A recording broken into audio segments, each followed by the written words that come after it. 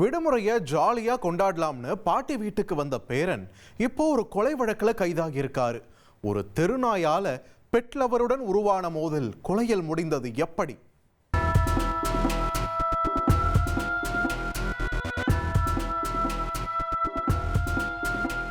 தலைநகரில் சுற்றித் திரியக்கூடிய தெருநாய்களை காப்பகத்தில் அடைக்க வேண்டும் என்கிற உச்சநீதிமன்ற தீர்ப்பு நாடு முழுவதும் உள்ள பெட் லவ்வர்ஸ் இடையே மிகப்பெரிய கொந்தளிப்பை ஏற்படுத்தியுள்ளது.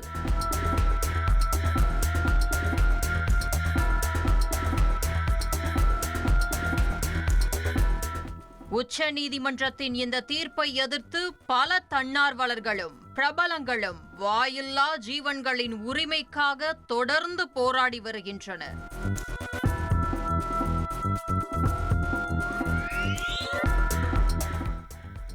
நாய்களை தெருவிலிருந்து அப்புறப்படுத்தக் கூடாது, அதுதான் இந்த சமூகத்தை பாதுகாத்துக் கொண்டிருக்கிறது.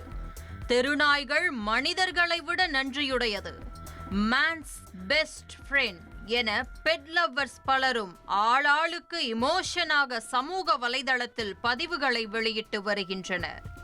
இந்த சூழலில் கிருஷ்ணகிரி மாவட்டம் ஓசூர் அருகே உள்ள கெலமங்கலம் பகுதியில் தெருநாயால் உருவான பிரச்சனையில் பெட் லவ்வர் ஒருவர் குத்தி கொலை செய்யப்பட்டிருப்பது பெரும் அதிர்ச்சியை ஏற்படுத்தியுள்ளது.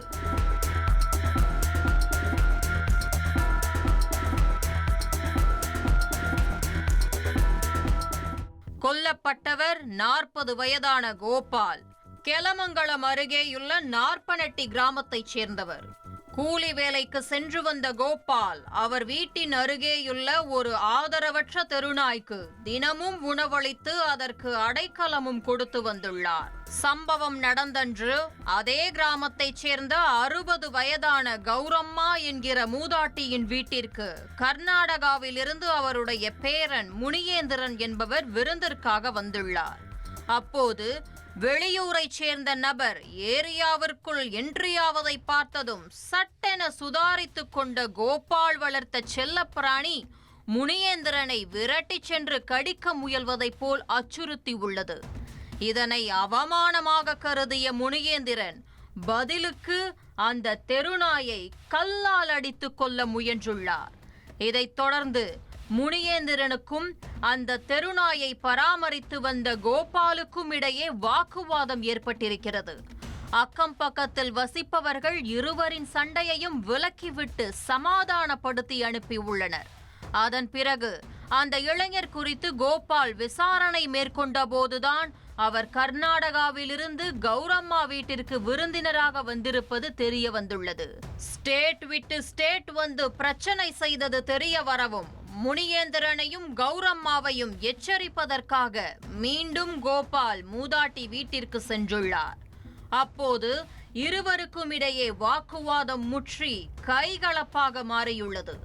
ஒரு கட்டத்தில் ஆத்திரத்தின் உச்சிக்கே சென்ற முனியேந்திரன் வீட்டில் இருந்த கத்தியால் கோபாலின் மார்புக்கு கீழ் ஆழமாக குத்தியுள்ளார். இரத்த வெள்ளத்தில் சரிந்தவரை மீட்ட அக்கம் பக்கத்தினர் உடனடியாக அருகிலுள்ள அரசு மருத்துவமனையில் அனுமதித்துள்ளனர். ஆனால் கோபாலின் உடலை பரிசோதித்த மருத்துவர்கள் அவர் ஏற்கனவே இறந்துவிட்டதாக தெரிவித்துள்ளனர். நடந்த சம்பவம் தொடர்பாக வழக்கு பதிவு செய்த போலீசார் கொலையாளி முனியேந்திரனை கைது செய்து நீதிமன்றத்தில் ஆஜர்படுத்தி சிறையில் அடைத்துள்ளனர். 5 அறிவு ஜீவனுக்காக வாதாடிய பெட் லவ்வர் குத்தி கொலை செய்யப்பட்டிருப்பது பெரும் அதிர்ச்சியை ஏற்படுத்தியுள்ளது.